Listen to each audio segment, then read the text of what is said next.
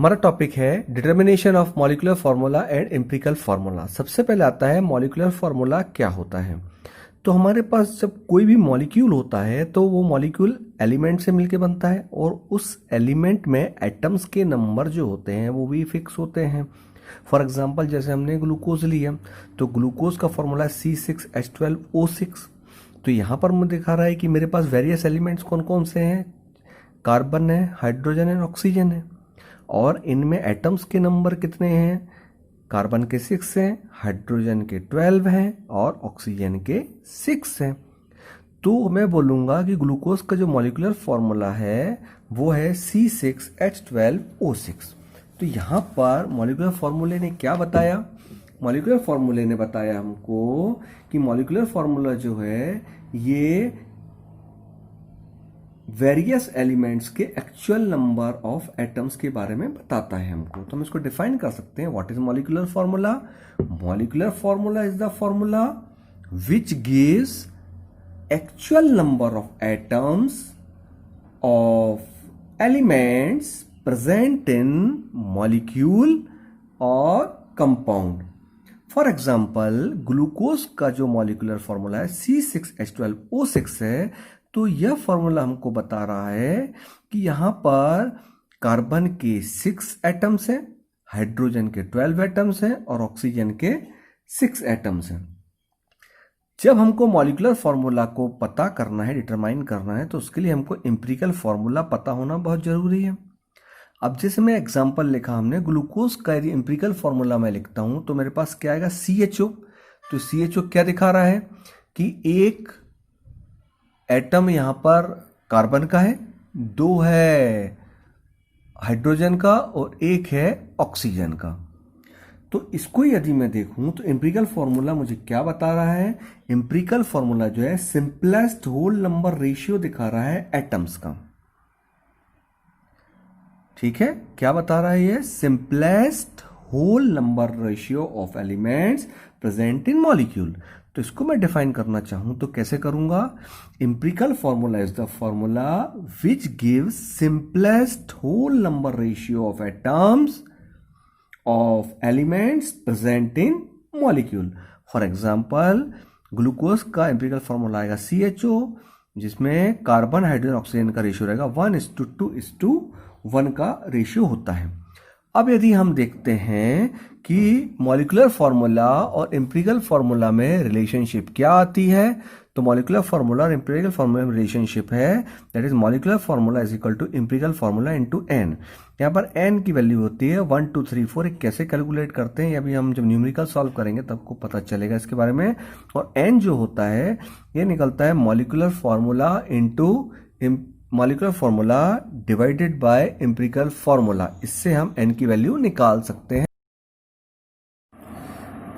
हमारा न्यूमेरिकल है an organic compound on analysis give the following data. C is equal to, carbon की जो value दी गई है हमको वो 57.82 दी गई है और हाइड्रोजन की जो वैल्यू दी गई है वो 3.6% दी हुई है और यह वेपर डेंसिटी दी हुई है 83। वेपर डेंसिटी का क्या रोल है वो आगे हम देखेंगे इसमें। अब इसका हमको एम्पिरिकल फार्मूला और मॉलिक्यूलर फार्मूला हमको इसका निकालना है। तो इसकी जो हमारे पास मेथड होती है वो मेथड को पूरा भी एक पॉइंट वाइज देखिए। सबसे पहले हम क्या करेंगे कि हमें जो एलिमेंट्स दिए हुए हैं, तो हमें एलिमेंट्स दिए हैं कार्बन, हाइड्रोजन और ऑक्सीजन। अब क्वेश्चन ये आएगा, आपको यहाँ पर ऑक्सीजन तो दिया नहीं है, तो बेटा यहाँ क्या करते हैं, हम कार्बन और हाइड्रोजन का जो परसेंटेज होता है उसको प्लस करते हैं। तो कार्बन का परसेंटेज कितना है हमारे पास, 57.82। हाइड्रोजन का परसेंटेज कितना है, 3.6। अब जो हमारे पास ये टोटल है ये 100 होना चाहिए। यदि ये 100 नहीं होता है इसका मतलब ये है कि इसमें बचा हुआ जो परसेंटेज है वो ऑक्सीजन का होगा।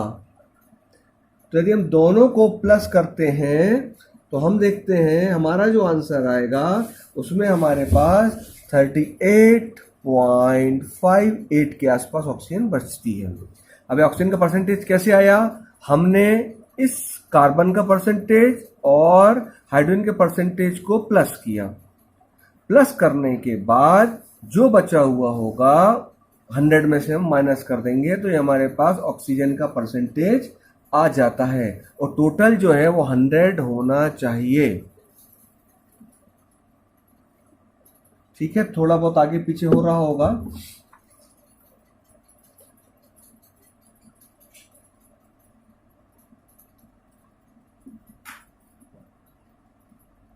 तो अब हम इसको सॉल्व करते हैं आगे।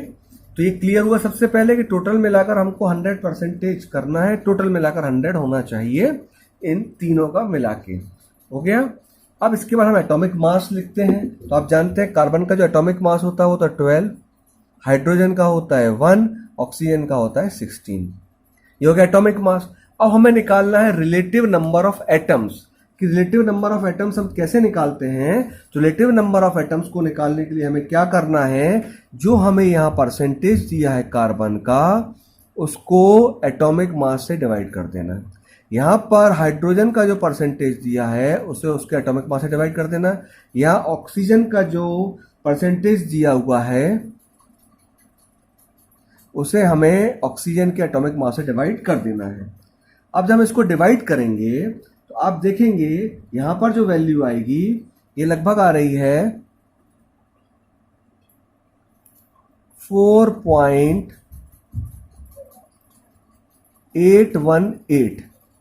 इसकी जो वैल्यू आएगी 1 से डिवाइड करेंगे 3.6 जाएगी वैल्यू यहां पर, और जब इसको डिवाइड करेंगे तो इसकी वैल्यू लगभग आएगी 2.40।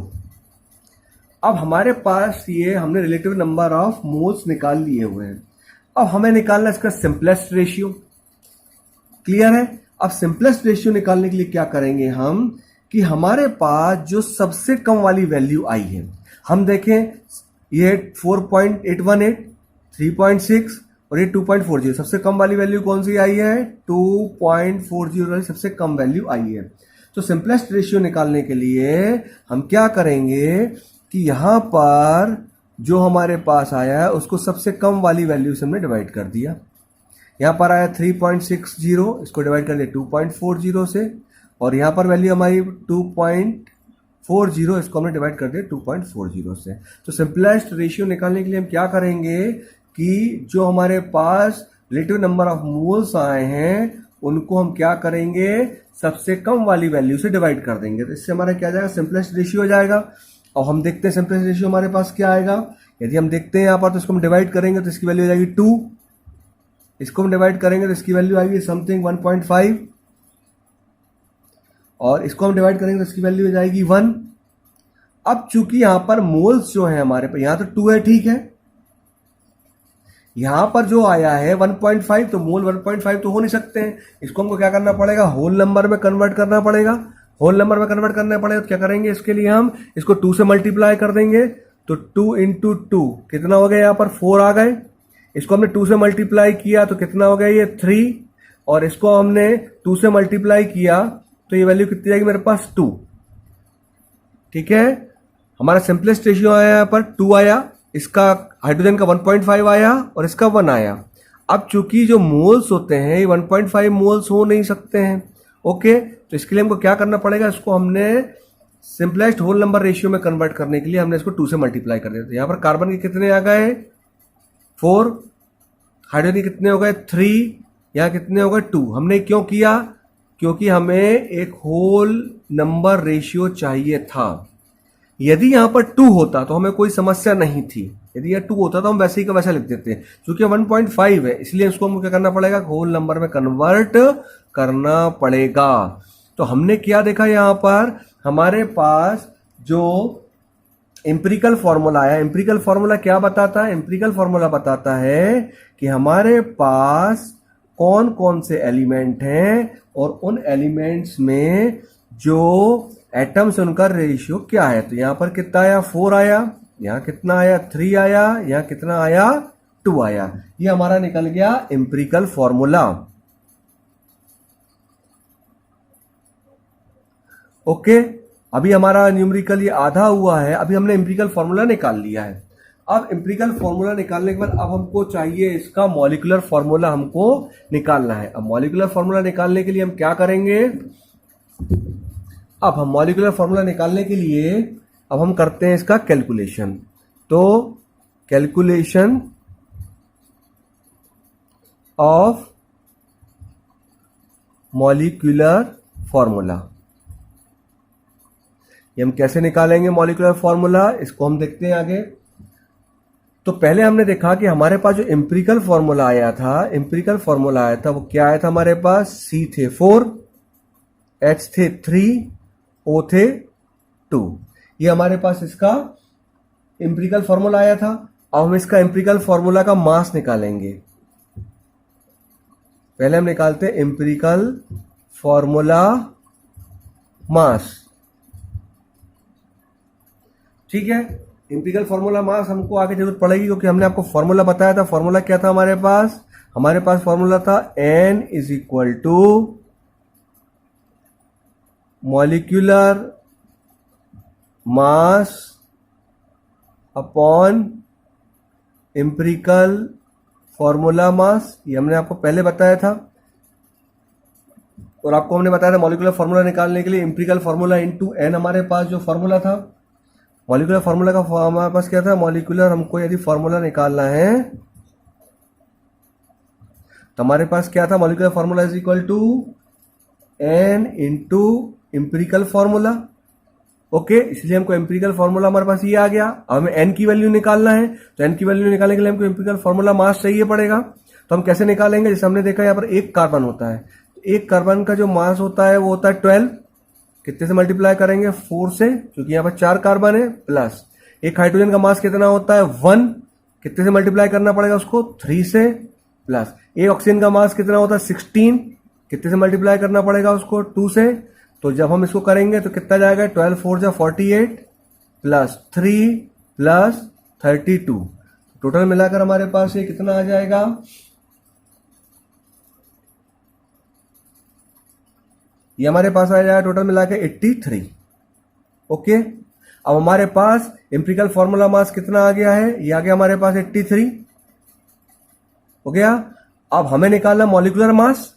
मॉलिक्यूलर मास कैसे निकालेंगे, तो मॉलिक्यूलर मास के लिए बेटा फॉर्मूला होता है वेपर डेंसिटी इंटू 2। तो वेपर डेंसिटी हमको दी गई है बेटा 83,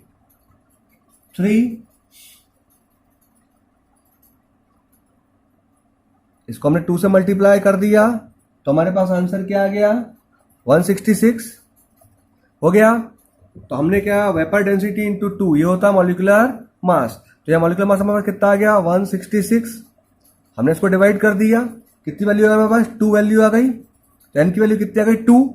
हम इस फॉर्मूले में, ये जो फॉर्मूला था इसमें हम एन की वैल्यू रख देते हैं हम, ओके, इसमें हम एन की वैल्यू रख देते हैं। तो हम क्या लिखेंगे, molecular formula is equal to n into empirical formula.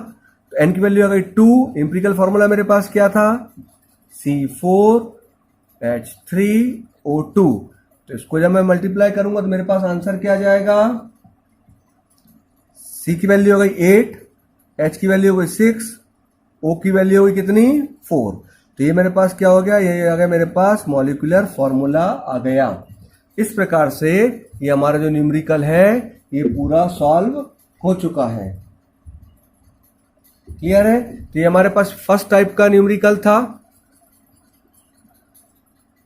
इसके बाद हम दूसरे टाइप का न्यूमेरिकल सॉल्व करेंगे जिसमें हमको परसेंटेज नहीं दिया हुआ है। हमको पहले परसेंटेज निकालना पड़ेगा। परसेंटेज कैसे निकालना पड़ेगा वो हम अगले न्यूमेरिकल में देख रहे हैं बेटा।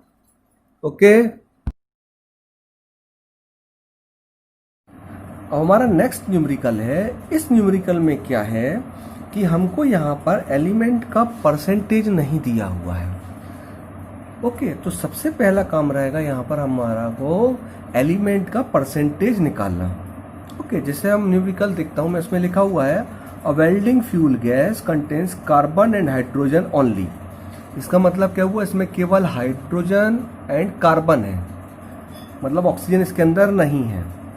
Burning A small sample of it in oxygen give 3.38 gram of carbon dioxide. यहाँ पर हमको कार्बन डाइऑक्साइड दी गई है, इससे हमको कार्बन का परसेंटेज निकालना पड़ेगा। 0.690 ग्राम ऑफ वाटर, यहाँ पर हमको वाटर दिया हुआ है, वाटर से हमको हाइड्रोजन का परसेंटेज निकालना पड़ेगा। एंड नो अदर प्रोडक्ट्स, और कोई प्रोडक्ट इसमें नहीं है।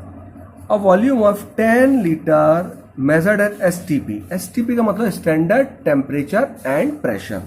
तो स्टैंडर्ड टेम्परेचर कितना होता है हमारा 273 केल्विन, प्रेशर कितना होता है 760 mmHg, वॉल्यूम होता है 22.4 litre. Okay, this welding gas is found two way 11.6 ग्राम। इसका जो वेट है वो कितना है 11.6 ग्राम है। अब हमको 3 चीजें निकालने को बोल रहा है वो, पहला एम्पिरिकल फॉर्मूला, दूसरा molar mass of the gas, और तीसरा है मॉलिक्यूलर फॉर्मूला। ये हमको 3 चीजें इस न्यूमेरिकल में निकालना है। तो सबसे पहला काम है हमारे पास कि हमें जो कार्बन डाइऑक्साइड का मास दिया हुआ है उससे कार्बन का परसेंटेज निकालें, और जो वाटर का मास दिया हुआ है उससे हम हाइड्रोजन का परसेंटेज निकालते हैं। तो पहला हमारे पास आएगा कि हम परसेंटेज कैसे निकालते हैं। तो सबसे पहले हम यहाँ पर कार्बन का परसेंटेज निकालते हैं कार्बन डाइऑक्साइड की सहायता से। तो हम यहाँ देखते हैं कि कार्बन का मास कितना दिया हमको। ओके, तो पहले हम निकालते हैं mass of carbon in 3.38 gram of carbon dioxide. तो हम कैसे निकालेंगे इसको, जब हम जानते हैं कि कार्बन जो है कार्बन डाइऑक्साइड में कितना है 12 है, और टोटल यदि हम निकालें तो कार्बन का 12 होता है, ऑक्सीजन का होता है 16। तो 2 ऑक्सीजन कितना हो जाएगा, जैसे हम इसको निकालना चाहें तो ये कार्बन होता है 12, ऑक्सीजन होता है, एक ऑक्सीजन का होता है 16, तो यहाँ कितने हैं ऑक्सीजन 2, तो कितना हो गया 32, और दोनों मिला कितना हो जाएगा 44, मल्टीप्लाई बाय 3.38 ग्राम। तो यहाँ पर मास जो निकलेगा कार्बन का वो निकलेगा हमारे पास 0.9218 ग्राम। जब इसको हम सॉल्व करेंगे तो हमारे पास जो आंसर आएगा, मास कितना निकलेगा हमारे पास, ये निकलेगा 0.9218 ग्राम निकलता है। अब ये मास हमारे पास निकल गया। अब इससे हम परसेंटेज कैसे निकालेंगे, तो परसेंटेज निकालने के लिए हमको क्या करना पड़ेगा, कार्बन का परसेंटेज निकालने के लिए हम क्या करेंगे कि जो हमारे पास ये वैल्यू मास आया है 9218, और यहाँ पर हम नीचे लेंगे जो टोटल हमको मास दिया हुआ है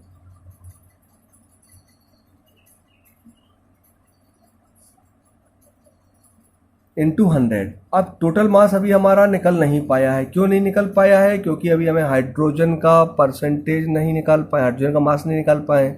ओके, तो इसको अभी हम यहीं छोड़ते हैं। अब हम आगे चलते हैं, फिर हम इस पर वापस आएंगे। ये प्रोसीजर समझ में आया आपको। अब हम आते हैं, पहले हाइड्रोजन का मास निकालते हैं। ओके, इसको मैं ही छोड़ता हूं मैं। Mass of hydrogen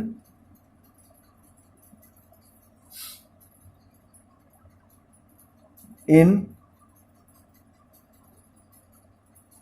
0.690 gram of water. तो वही हम वैसे निकालेंगे। मास निकालने के लिए हम क्या करेंगे, मास निकालने के लिए हम हाइड्रोजन का कितना होता है, वाटर के अंदर H2 होता है, इसलिए 2। वाटर का हम निकालेंगे तो कैसे निकलेगा, H का H2O होता है, H की एक H का होता है 1, तो 2 का कितना हो गया 2, ऑक्सीजन कितना होता है 16, तो H2O का मॉलिक्यूलर मास कितना आ गया 18, एक हाइड्रोजन का होता है 1, तो 2 हाइड्रोजन कितना हो गया 2, एक ऑक्सीजन का होता है 16, तो टोटल कितना हो गया 18 हो गया। तो हम निकालेंगे, नीचे लिखेंगे 18, ये मॉलिक्यूलर मास है वाटर का, इनटू 690, तो मेरा जो आंसर है वो आ जाएगा 0.0767। अब पहले मेरे पास आंसर ये आया था कार्बन का, हाइड्रोजन का मेरे पास इतना आया। अब कंपाउंड में केवल कार्बन और हाइड्रोजन ही है ओनली, जो कंपाउंड है मेरे पास, तो कंपाउंड में हमारे पास केवल कार्बन एंड हाइड्रोजन ही है और दूसरा कोई हमारे पास है नहीं। तो इसका टोटल जो मास निकालूंगा मैं, टोटल मास कैसे निकलेगा? कार्बन का मास कितना निकला मेरे पास? ये निकला है 9218। हाइड्रोजन का कितना निकला मेरे पास? 0.0767। तो इसको टोटल करूंगा मेरे पास कितना आ जाएगा? ये जाएगा 0.9985 ग्राम। ये मेरे पास टोटल मास था कंपाउंड का। टोटल मास जो कंपाउंड का था इतना आया था मेरे पास। अब टोटल मास आ गया मेरे पास, इतना आया। तो अब इस टोटल में कार्बन का परसेंटेज कितना होगा? इस वैल्यू को मैं यहां रख देता हूं, तो मेरे पास क्या जाएगा? 9985 इज इक्वल टू परसेंटेज निकालने के लिए मेरे को जो मास है कार्बन डाइऑक्साइड का, जो मेरे पास कार्बन का मास आया उसमें टोटल मास आएगा इंटू 100। ये निकालूंगा, मेरे पास जो वैल्यू आ गई ये आ गई 92.32। ये वैल्यू मेरे पास आ गई। तो कार्बन का परसेंटेज कितना होगा यहाँ पर? 92.32। इसमें हम क्या नहीं, हमारा फॉर्मूला क्या लगा बेटा यहाँ पर? Weight of mass of carbon upon total mass into 100 percentage निकालना है। सेम इसी प्रकार से यदि हमको हाइड्रोजन का निकालना होगा तो हाइड्रोजन का हम कैसे निकालेंगे? हाइड्रोजन का भी निकालने के लिए हमको सेम चाहिए पड़ेगा। तो हमारे पास यहाँ पर कार्बन का जो परसेंटेज आया वो कितना आया हमारे पास? 92.32% ये आ गया। अब यदि मुझे हाइड्रोजन का निकालना है तो हाइड्रोजन का निकालने के लिए हम क्या करेंगे?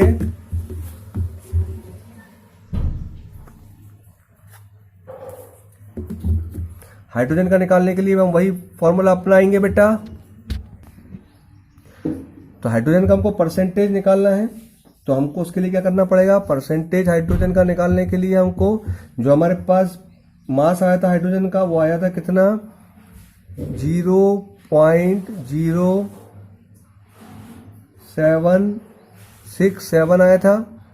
टोटल मास हमारे पास कितना आया था कंपाउंड का? ये आया था 0.9985 मल्टीप्लाई बाय 100। तो ये मास ऑफ द हाइड्रोजन हो गया और ये total mass of the compound हो गया। तो ये हमारे पास आंसर कितना आया? ये आया 7.68।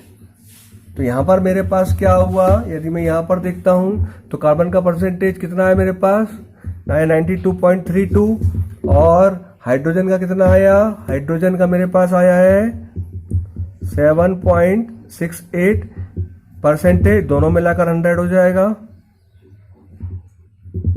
क्लियर है? दोनों मिलाकर 100 हो गया। इसका मतलब क्या हुआ? मेरे पास कोई दूसरा और एलिमेंट यहां पर प्रेजेंट नहीं है। अब इसके बाद हम आते हैं बेटा एम्पिरिकल फॉर्मूला निकालने के लिए। तो एम्पिरिकल फॉर्मूला निकालने के लिए हमारे पास जो टेबल है, आपको यह बताया पहले कि टेबल बनी हुई है। एम्पिरिकल फॉर्मूला निकालने के लिए आपको क्या करना पड़ेगा? कार्बन का आपने एलिमेंट लिखा, कार्बन है, आपके पास हाइड्रोजन है। कार्बन का परसेंटेज आपके पास कितना आया है? यह आया है 92.32। हाइड्रोजन का परसेंटेज कितना आया आपके पास? 7.68। अब हम एटॉमिक मास लिखते हैं। तो एटॉमिक मास कार्बन का आपको मालूम है 12 है।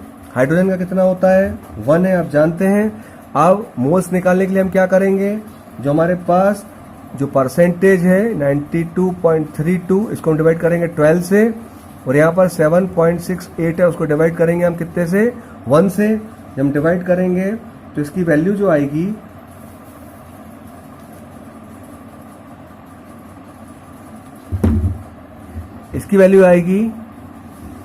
जब हम डिवाइड करेंगे 12 7 जा 84, इसको हम डिवाइड करेंगे तो 7.69 वैल्यू आएगी।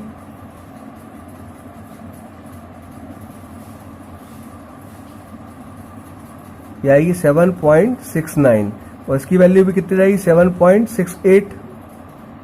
ये आ गई 7.69 और ये वैल्यू कितनी आ गई मेरे पास? 7.68। तो इसको लगभग हम बराबर ही मान सकते हैं। तो सबसे कम वैल्यू मेरे पास कितनी आई है यहाँ पर? 7.69। इसको भी डिवाइड कर दें 7.68 से, ये वैल्यू आई है 7.68, इसको डिवाइड कर देता हूँ 7.68 से, वैल्यू लगभग 1 आ गई, इसकी वैल्यू लगभग 1 आ गई, तो हमारे पास सिंपलेस्ट रेशियो कितना हो गया 1। अब चूंकि ये होल नंबर है इसलिए हमको किसी से मल्टीप्लाई करने की जरूरत पड़ेगी नहीं, तो ये हमारे पास कितना आ जाएगा, टोटल 1 आ जाएगा। तो यहाँ पर मेरे पास एम्पिरिकल फॉर्मूला क्या जाएगा, कार्बन मेरे पास है और हाइड्रोजन है, कार्बन की वैल्यू कितनी मेरे पास 1 है, हाइड्रोजन की वैल्यू भी मेरे पास कितनी आई है 1 आई है। तो मेरे पास एम्पिरिकल फॉर्मूला क्या हो गया, यहाँ पर एम्पिरिकल फॉर्मूला यहाँ पर हो गया CH, ये हो गया एम्पिरिकल फॉर्मूला, यहाँ पर CH आ गया है। अब हमको मोलर मास निकालना है, अगला पॉइंट हमारे पास है calculation of molar mass.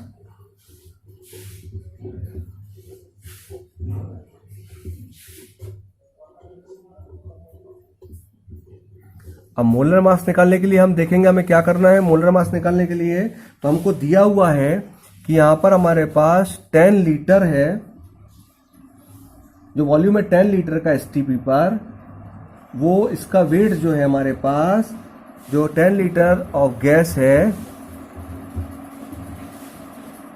On STP, इसका जो वेट है वो कितना आया है, इसका वेट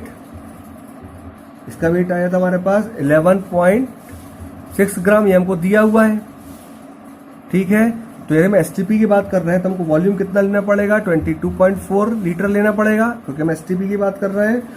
तो इस पर गैस जो होगा इसका वेट कितना होगा, तो हम लिख देंगे 11.6 डिवाइडेड बाय 10 इंटू 22.4, तो ये आ जाएगा हमारे पास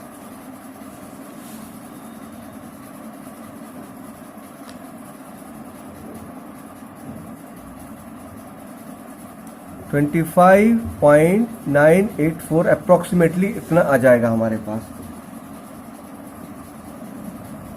तो मोलर मास हमने मोलर मास कितना आ गया हमारे पास, यहाँ पर मोलर मास हमारे पास आ गया यहाँ पर 25.984, अप्रोक्सीमेटली हम 26 के ही आसपास इसको हम मान सकते हैं। ओके, अब हमारे पास ये हो गया हमारे पास मोलर मास। अब आपको मालूम है हमको यदि इसके बाद मोलर मास लगभग 26 के आसपास हम इसको मान सकते हैं। ओके, अब आपको मालूम है कि यदि हमको मॉलिक्यूलर फार्मूला निकालना है तो मॉलिक्यूलर फार्मूला का जो हमारे पास फार्मूला होता है, मॉलिक्यूलर फार्मूला निकालने के लिए वो फार्मूला हमारे पास क्या था, मॉलिक्यूलर फार्मूला निकालने के लिए हमारे पास जो फार्मूला था वो क्या था, N इंटू एम्पिरिकल फार्मूला, ये था हमारे पास, हो गया। और N की वैल्यू हम कैसे निकालते हैं, या N की वैल्यू निकालते हैं हम molecular mass upon empirical formula मास, ऐसे हम निकालते हैं। तो हमारे पास N की वैल्यू निकालना हमको, तो मॉलिक्यूलर मास हमारे पास कितना है, अप्रोक्सीमेट 26 मान लें। अब हम एम्पिरिकल फार्मूला मास कैसे निकालेंगे, एम्पिरिकल फार्मूला मेरे पास क्या आता है CH, तो एक कार्बन का होता है 12, हाइड्रोजन का होता है 1, तो कितना हो गया ये टोटल 13। तो मेरे पास एम्पिरिकल फार्मूला मास कितना आ गया, ये आ गया 13। N की वैल्यू मेरे पास क्या हो गई, 2 हो गई, N की वैल्यू हो गई 2। ओके, तो यहां पर मैं इस फॉर्मूले में वैल्यू रख देता हूं, मेरे पास मॉलिक्यूलर फार्मूला निकालने के लिए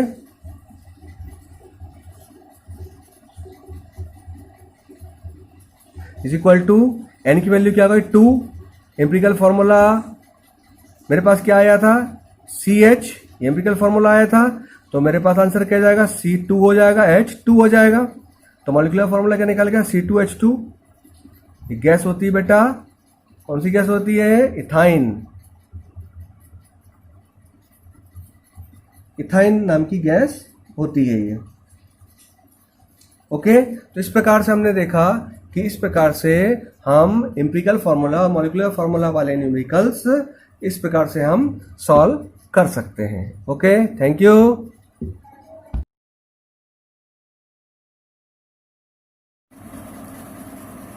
नेक्स्ट न्यूमेरिकल है, a certain compounds contain only carbon and oxygen, analysis shows that it has 36% carbon and 64% oxygen. If its molecular mass is 400, what is the molecular formula of the compound? ये बहुत simplest type का numerical है। इसमें हमको सीधे percentage दे दिया गया है, तो हमको इसमें ज़्यादा कुछ करना नहीं है। कार्बन का परसेंटेज कितना दे दिया हमको उन्होंने? 36 दे दिया है। हाइड्रोजन कितना दे दिया? अच्छा, ऑक्सीजन दिया हुआ है। ऑक्सीजन का, हाइड्रोजन नहीं, that is oxygen. Okay, oxygen का कितना दिया हुआ है हमको यहाँ पर? 64% दे दिया हुआ है। एटॉमिक मास कार्बन का जो है हमारे पास, आप जानते हैं कितना है, 36/12, और ऑक्सीजन कितना है? 64/16, क्योंकि ऑक्सीजन का एटॉमिक मास जो होता है वो 16 होता है। ठीक है, इसको हमने डिवाइड किया, तो डिवाइड करने के बाद हमारे पास, ठीक है, हमने डायरेक्ट ही कर दिया इसको। एक्चुअली इसको ऐसा 12 और 16 आना चाहिए था, फिर रिलेटिव रेशियो में आएगा हमारे पास ये वाला। ठीक है ना, यहाँ पर 12 आएगा, यहाँ पर 16 आएगा एटॉमिक मास में, तो हम इसको डिवाइड करेंगे 36/12 और यहाँ 64/16। इसको हम चाहे तो काट सकते हैं। यहाँ पर इसका एटॉमिक मास होगा 12, इसका है 16, है ना, 12 और 16 एटॉमिक मास है।